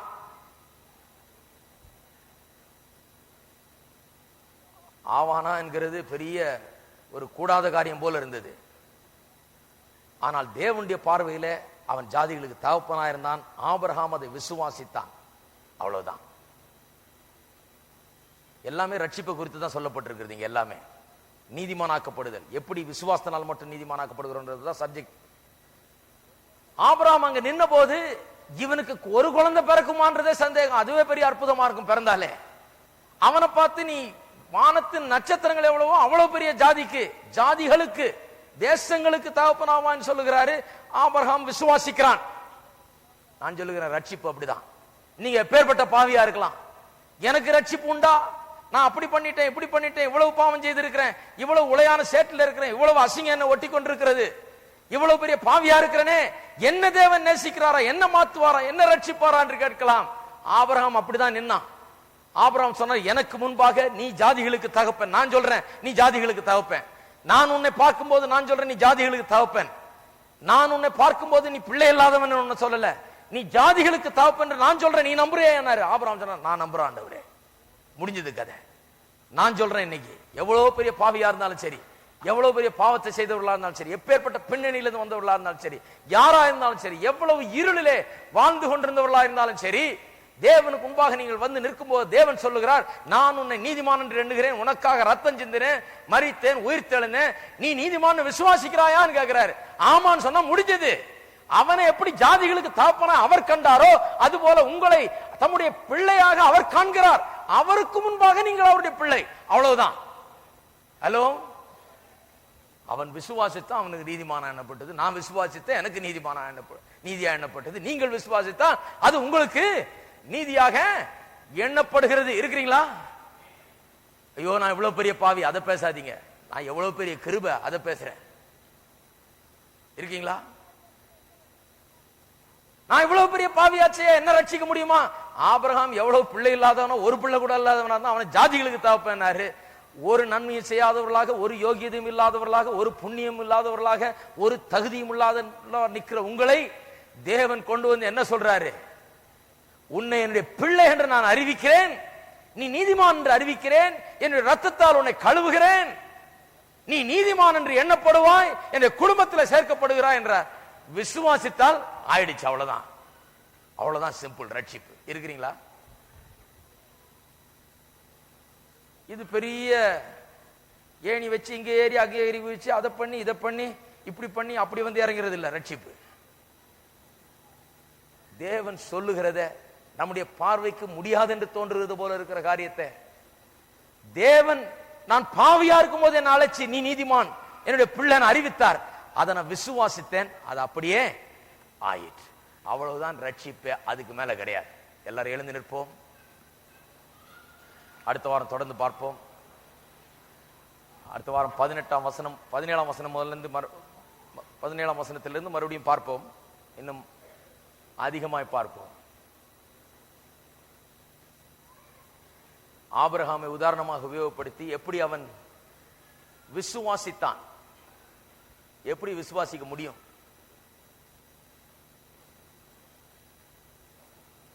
எப்படி அப்படி விசுவாசிக்க முடியும்? ஆபிரகாம்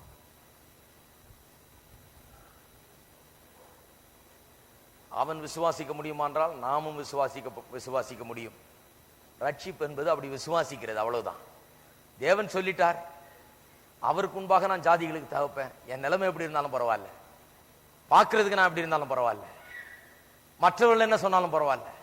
தேவன் சொல்றாரு நான் ஜாதிகளுக்கு தகப்பேன், தேவன் சொன்னார் நீ நீதிமான், தேவன் சொன்னார் நீ என்னுடைய பிள்ளைன்னு, தேவன் சொல்லுகிறார் உனக்காக என்னுடைய ரத்தம் சிந்தப்பட்டது, நீ விசுவாசித்த நீ நீதிமான் ஆகிறேன்னு சொல்றார். அவ்வளவுதான், அவ்வளவுதான் ரட்சிப்பு ஒழிய இது உங்களுடைய கையை சார்ந்தது கிடையாது. எல்லாரும் கரங்களை உயர்த்தி நாம் தேவனை ஸ்தோத்திரிப்போம். நம்முடைய ரட்சிப்புக்காக, அந்த ரட்சிப்பின் நிச்சயத்துக்காக நாம் கர்த்தரை ஸ்தோத்திரிப்போம். ஒவ்வொரு ரட்சிப்பின் நிச்சயத்தை உடையவர்களாக இருக்க வேண்டும். உங்களுடைய கிரியையில் சார்ந்திருந்தால் ரட்சிப்பு நிச்சயம் வரவே வராது. இயேசுவின் ரத்தத்தை சார்ந்திருங்கள், இயேசு செய்த கிரியையை சார்ந்திருங்கள், அவரை பற்றும் விசுவாசத்தில் நில்லுங்கள். ஹல்லேலூயா. அப்பொழுது நிச்சயம் இன்றைக்கே வரும், இன்றைக்கு உண்டாகும் நிச்சயம். இன்றைக்கு ஒவ்வொரு நிச்சயத்தோடு போக வேண்டும். நான் ரட்சிக்கப்பட்டேன், தேவனுடைய பிள்ளை என்கிற நிச்சயம். ஏன் தேவனுடைய பிள்ளைன்னு யாரும் கேட்கலாம், என்னையா நீ இன்னும் இதெல்லாம் சரியாவல, எப்படி தேவனுடைய பிள்ளைன்னு சொல்லலாம்? தேவன் அப்படி சொல்லிட்டார், நான் என்ன பண்றது? சிலர் சொல்லுவாங்க நீ எப்படி தேவனுடைய பிள்ளைன்னு சொல்லலாம்?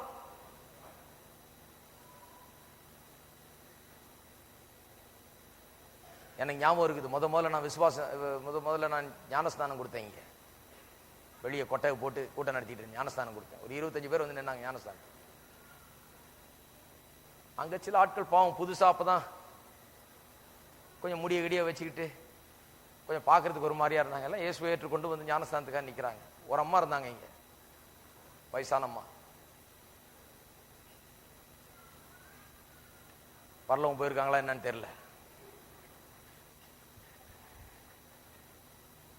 போயிருக்கணும்னு விரும்புறேன் நான்.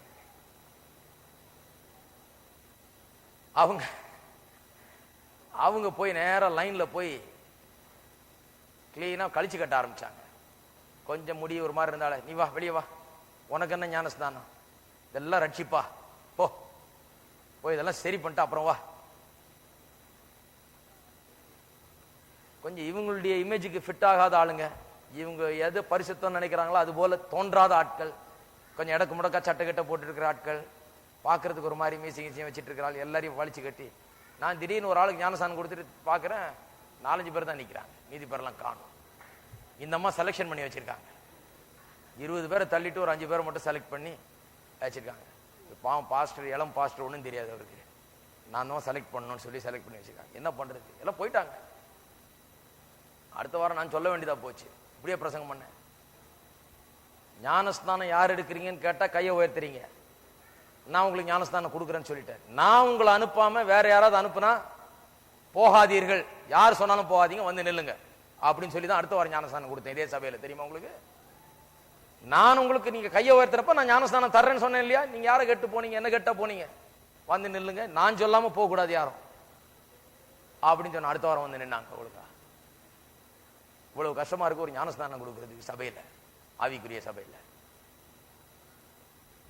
ஏன்? ரட்சிப்புனா என்னன்னு தெரியாததுனால.